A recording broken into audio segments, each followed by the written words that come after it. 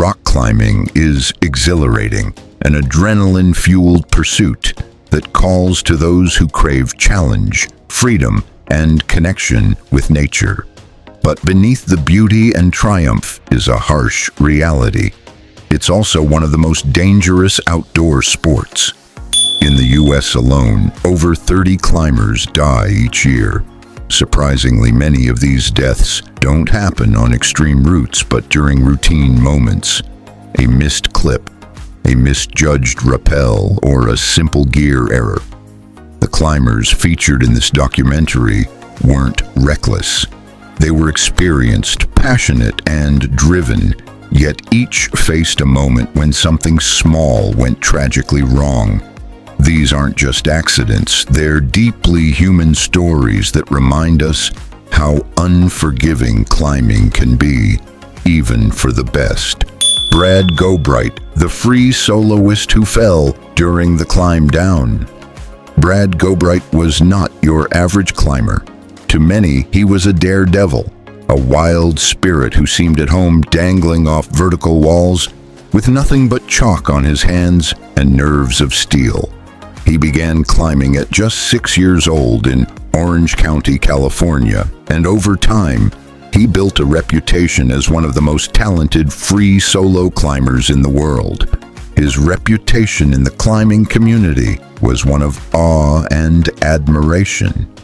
On November 27, 2019, Brad and his partner, 26-year-old Aiden Jacobson, had just wrapped up a successful climb of El Sendero Luminoso, one of the most technical and beautiful routes. The climb itself had gone well, and the pair stood at the summit, enjoying that rare and powerful moment of victory. But in climbing, the descent is just as critical as the ascent, and often it's even more dangerous. To get down, Brad and Aiden opted for a technique called simul-rappelling, where both climbers descend at the same time, each on opposite ends of the same rope. The weight of each person balances the other out, allowing for a quicker descent. But this method comes with risk. If one side of the rope slips or is misaligned through the anchor, both climbers can fall. And that's exactly what happened. As they began to descend, Aiden felt a sudden pop in the rope. Within seconds, both men were falling. Aiden, by some miracle, landed in bushes on a ledge. Though injured, he survived. Brad wasn't so lucky. He plummeted nearly 1,000 feet and died on impact. Witnesses described the surreal moment as they saw Brad's bright blue shirt vanish over the edge. For many, it didn't seem possible. Brad wasn't just skilled, he was elite. But that's the reality of climbing. Even the best can be undone by a simple mistake during a standard part of the climb. His death sent shockwaves through the climbing world. Climbers like Alex Honnold and Jimmy Chin, legends in their own right, publicly mourned Brad as a light in the community. His energy, joy, and love for climbing had touched many. And in the end, it wasn't a new daring ascent that claimed his life. It was the descent. Brad Parker, a proposal, a peak, and a plunge. Some days are filled with joy so intense, they feel untouchable. For 36-year-old Brad Parker, August 16, 2014, began as one of the happiest days of his life. He had just climbed Cathedral Peak in Yosemite National Park with his girlfriend, Janie Dial. At the summit, with the majestic landscape all around them, Brad proposed. Janie said yes. The moment was pure bliss. After the proposal, Brad decided to tackle one more challenge before the day ended, the Mathis Crest Traverse. This mile-long stretch of jagged granite is not for the faint of heart. With steep drops on both sides and narrow ledges, sometimes just a few inches wide, it tests both skill and nerve. Brad went without ropes, choosing to free solo the ridge. Given his experience, it wasn't an unusual decision, but earlier in the day, he had pushed himself hard. After summiting Cathedral Peak, he ran 3 miles to the crest. Witnesses said he looked tired, dehydrated, and complained of muscle cramps, dangerous symptoms when climbing without any safety gear. As he approached the more difficult northern section of Mathis Crest, Brad lost his footing. One misstep and he fell. The ridge offered no room for error and no chance to recover. He plummeted 300 feet down the granite face. Those nearby watched in horror. The sound of his fall echoed across the valley. By the time rescuers reached the scene, night had fallen. The terrain was so remote that they had to stay with his body overnight before a helicopter could retrieve him the next morning. For Janie, the joy of a proposal turned into unimaginable grief in a matter of hours. A year later, she described their time together as a wild love journey filled with depth and connection. Brad's death was a devastating loss, not just to her, but to everyone who knew him. Tito Traversa, a prodigy lost to gear failure. At just 12 years old, Tito Traversa was already rewriting what it meant to be a young climber. Born on April 22, 2001 in Italy, he had a gift that was impossible to ignore.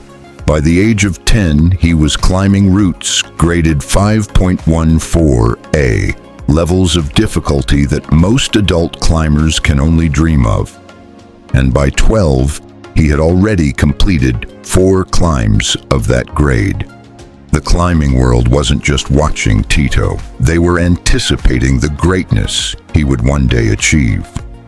On July 5, 2013, Tito joined a group from his climbing gym for an outdoor session in Orpierre, France. It was supposed to be a relaxed day of practice, but hidden among their gear was a fatal mistake waiting to happen. Quick draws are vital in climbing. They link the rope to bolts in the rock and are made of 2 carabiners connected by a sling. However, some of Tito's quick draws had been assembled incorrectly. Instead of the carabiners being clipped through the full-strength sling, they were held only by small rubber keepers meant just to keep the carabiners from rotating. No one noticed.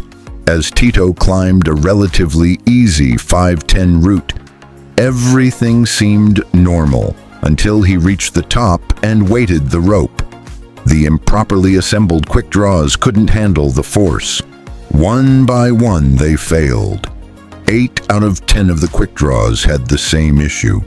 Tito fell 50 feet. The impact was devastating. Witnesses described the scene as surreal.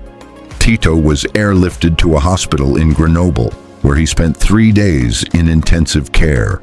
Despite the doctor's best efforts, he died on July 8, 2013. The climbing world was stunned. The accident was entirely preventable.